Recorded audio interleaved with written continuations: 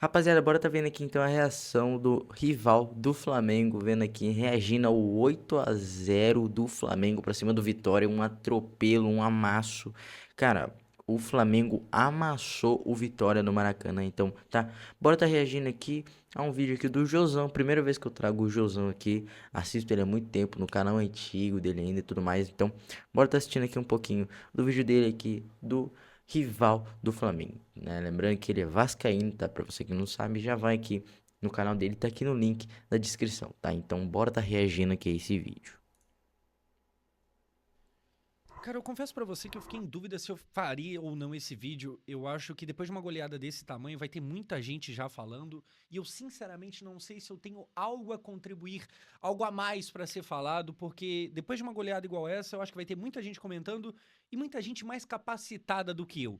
Mas, pô, não é todo dia que alguém mete 8-0 no Brasileirão. Na verdade, essa é agora a maior goleada da história do Brasileirão de pontos corridos. Então eu decidi vir aqui só falar algumas coisas. Hoje a gente não tem a TV, eu tô aqui no meu setup de gravação de live, então a gente nem vai ter os lances. Eu vou realmente só trocar uma ideia. Porque é assustador o que o Flamengo faz. O Flamengo mete 8-0 no Vitória, que é um time que estava na zona de rebaixamento, mas não é o Sport, por exemplo. E aí eu falo isso aqui não querendo, pô, jogar o Sport pra merda, mas o Sport, querendo ou não, ele é o saco de pancadas do campeonato. E aí, se fosse contra o Sport, você até entenderia um pouquinho ali melhor. Não que o Vitória seja um grandioso time, mas, cara, é 8-0. E é 8-0 de forma assustadora. Porque assim, vamos começar do começo. Eu vou puxar aqui o celular, e aí, basicamente, o elenco do Flamengo, que, porra, correndo o risco de ser muito repetitivo e muito elogioso, o elenco é muito bom. E aí a gente tem o elenco aqui, eu tô com na mão aqui, Rossi, Varela, Léo Ortiz, Léo Pereira, Alexandro, Jorginho, Sal, Arrascaeta, Plata, Lino e Pedro. Esse era o time titular. É assustador. Isso aqui na América Latina, jogando o Campeonato Brasileiro, é absurdo. A gente tem aqui no Brasil, no geral, é o Palmeiras que tenta fazer frente ao Flamengo e cada ano tem um ou outro ali. Então, ano passado foi o Botafogo, que foi campeão brasileiro. Esse ano o Cruzeiro tenta, e eu acho o time titular do Cruzeiro muito bom, só que só o titular. E isso é problemático.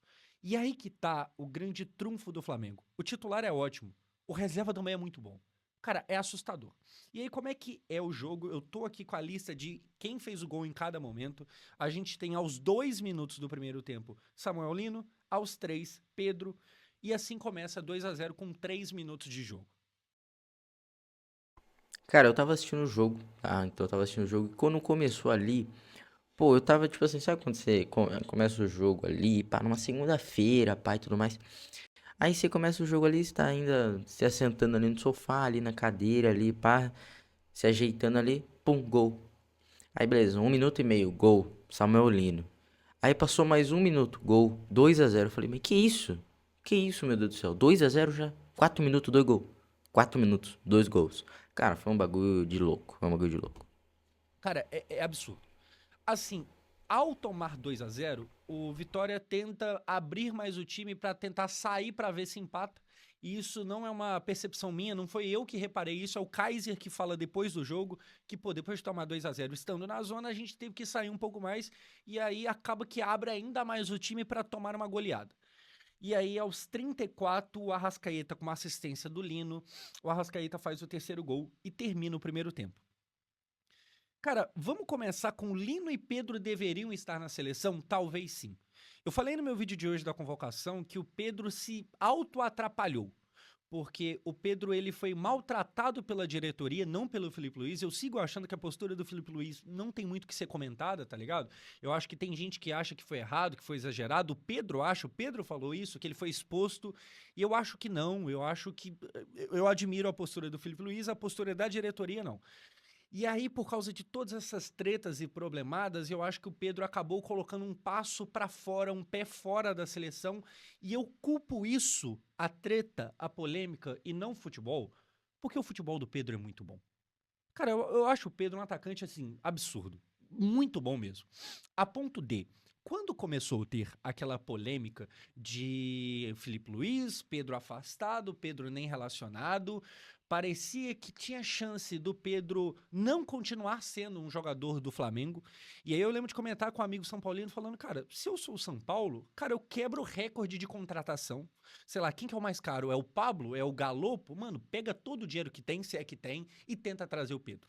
Porque na época o São Paulo tava precisando, isso faz um pouquinho de tempo atrás, tava precisando de atacante e tal. E eu falo isso porque, cara, o Pedro é muito bom. Come on! What is this nonsense? Guys, I need. E o Felipe Luiz sabe disso, todo mundo sabe disso. O Felipe Luiz sabe, porque quando tava tendo a treta e quando ele tava não sendo nem relacionado, o Felipe fala naquela coletiva dele que ficou famosa e tal, na coletiva que ele informa que o Pedro não tava levando o treino a sério, ele fala, cara, eu sei que é um jogador de, sei lá, 30 gols na temporada. E se o cara é um jogador de 30 gols na temporada, ele não é qualquer coisa. Só que mais do que isso, gente, o Verratti faz muito gol, certo? O Verratti faz muito gol. Mas ele consegue, na mesma hora que faz muito gol, gerar comentário meu e de muita gente de tipo assim, cara, o Verratti não tem contribuído muito nos últimos jogos. O Verratti, ele é um cara goleador, ele tá longe de ser um jogador horroroso, porque ele é isso, ele é goleador.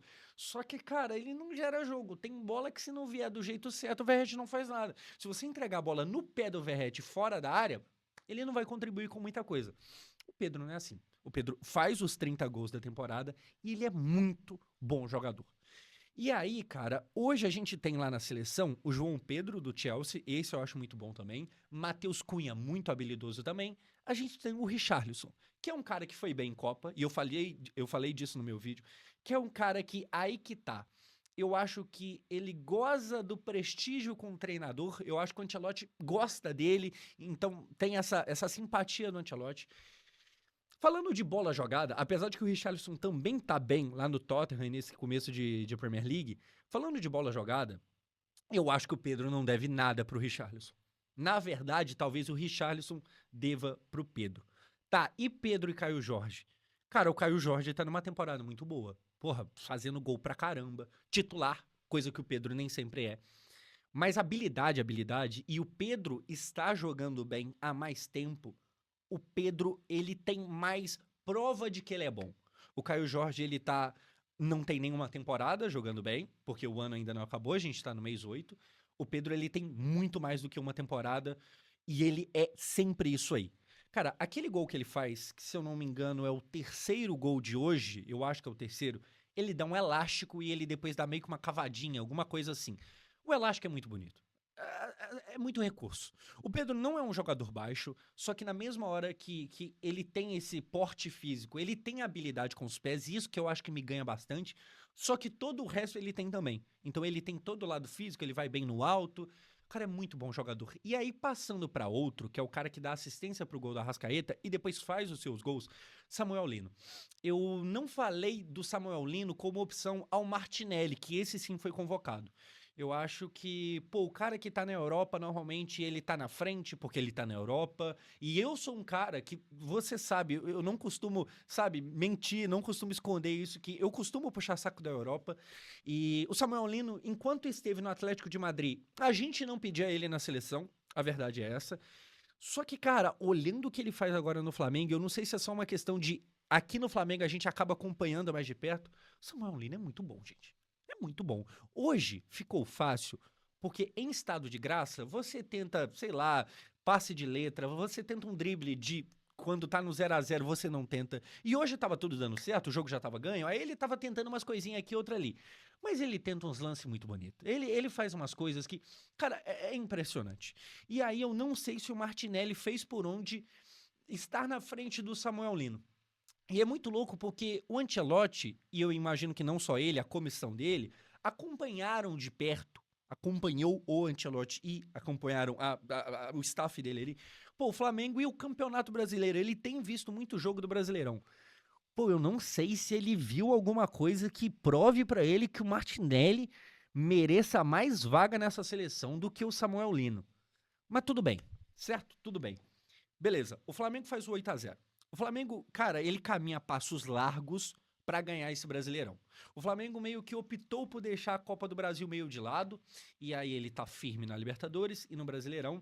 E esse 8 a 0, assim como o 6 a 0 do Vasco no Santos, eu acho que ele não mostra o que é o campeonato. Nem sempre o Flamengo é tão soberano assim. Nem sempre o Flamengo é tão colossal. Mas hoje foi. Então aqui foi um pouquinho, né, aqui do Josão falando um pouquinho sobre o Flamengo, sobre alguns jogadores, o Pedro, o Samuel Lino. O que joga o Samuel Lino é uma barbaridade. O Arrascaeta então, cara, o trio que fechou ali, o Jorginho, o Saul é outro também que joga uma barbaridade. Um dos gols do Flamengo também, ele que achou um passe assim no meio da zaga, assim, no meio cortando as linhas, né, quebrando a linha de marcação assim, na roubada de bola do Flamengo. O Arrascaeta fez um golaço, terceiro gol, uma pancada no canto, deu assistência. O Samuel Lino fez 2 gols e uma assistência, se eu não me engano, cara. É muito gol, cara. O Pedro, hat-trick. Pô, o Pedro, meu Deus do céu. Pedro, não tem nem o que falar. Não é titular porque o Flamengo tem mais tipos de jogo pra fazer, né? Então o Flamengo tem grande diversidade, né? Grande variedade de jogadores. Então o Felipe Luiz encaixa os melhores pra cada jogo. Libertadores, Brasileirão, contra um time específico. Então tem várias essas paradas aí. Mas deixa aqui nos comentários o que você acha dessa goleada assustadora do Flamengo, assombrosa, né? Aqui o José ficou em choque, né? Até aqui um pouquinho de medo do Flamengo. Deixa aqui nos comentários a sua opinião. E não se esqueça de se inscrever aqui no canal, meu parceiro. Se inscreve aí, não perde tempo, tá? Eu vou te dar 5 segundos. E já aproveita e deixa o seu like. Então, obrigado pela sua audiência e até o próximo vídeo. Valeu, falou e tchau!